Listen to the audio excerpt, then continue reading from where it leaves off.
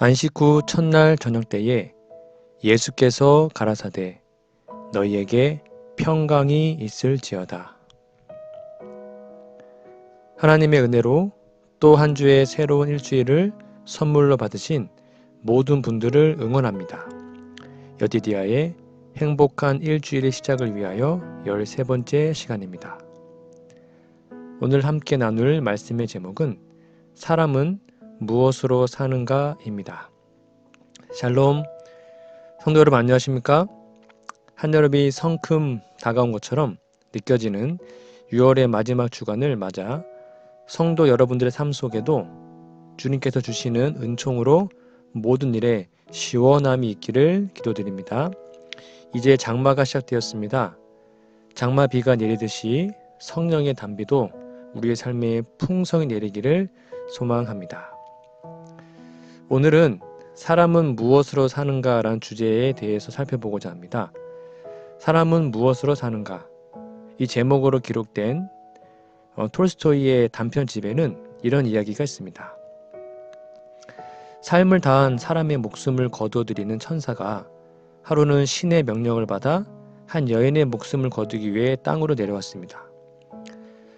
그런데 그 여인은 며칠 전에 남편을 잃고 갓난 아이 쌍둥이를 둔 불쌍한 여자였어요. 이 딱한 사정을 본 죽음의 천사는 동정심이 생겨 여인의 목숨을 거두지 않고 하늘에 다시 갑니다. 그러자 신이 그를 다시 땅으로 보내어 그 여인의 목숨을 거두도록 명령했고 신의 노여움으로 심판을 받아 땅에 인간의 모습으로 떨어지게 되었습니다. 추운 겨울 교회당 모퉁이의 차가운 겨울바람을 피하던 천사는 한 가난한 구두 수송공을 만나 그의 집으로 갔습니다.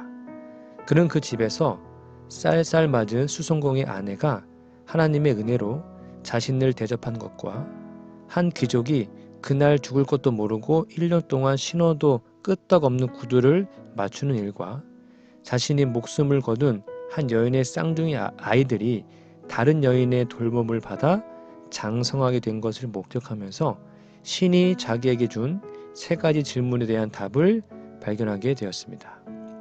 그 질문이 뭐냐면 첫째 질문은 인간 안에는 무엇이 있는가라는 질문이었습니다.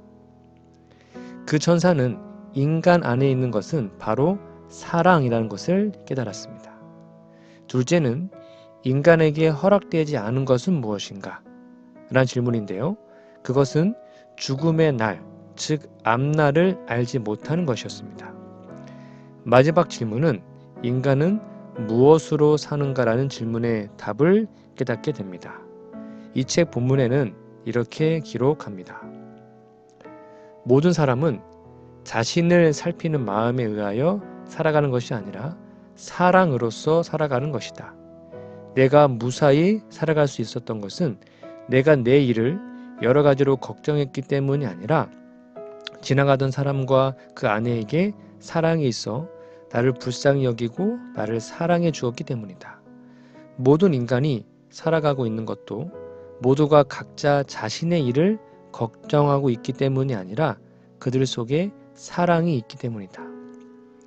모두가 자신을 걱정함으로써 살아갈 수 있다고 생각하는 것은 다만 인간들이 그렇게 생각하는 것일 뿐 사실은 사랑에 의해 살아가는 것이다.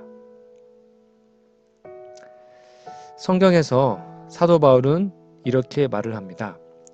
내가 그리스도와 함께 십자가에 못 박혔나니 그런즉 이제는 내가 산 것이 아니요 오직 내 안에 그리스도께서 사신 것이라. 이제 내가 육체 가운데 사는 것은 나를 사랑하사 나를 위하여 자기 몸을 버리신 하나님의 아들을 믿는 믿음 안에서 사는 것이라고 했습니다. 성도 여러분, 여러분은 지금 무엇으로 살아가고 있습니까? 새로운 한 주간도 주위에 있는 사람들을 통해 우리에게 사랑의 힘을 주시는 주님과 더불어 살아가시기 바랍니다. 우리는 하나님의 사랑 때문에 살며 이웃에게 사랑을 나눠주기 위해 산다는 진리를 기억하는 한 주간 되시기를 간절히 기도합니다. 샬롬. 안식 후 첫날 저녁 때에 예수께서 가라사대 너희에게 평강이 있을지어다. 아멘.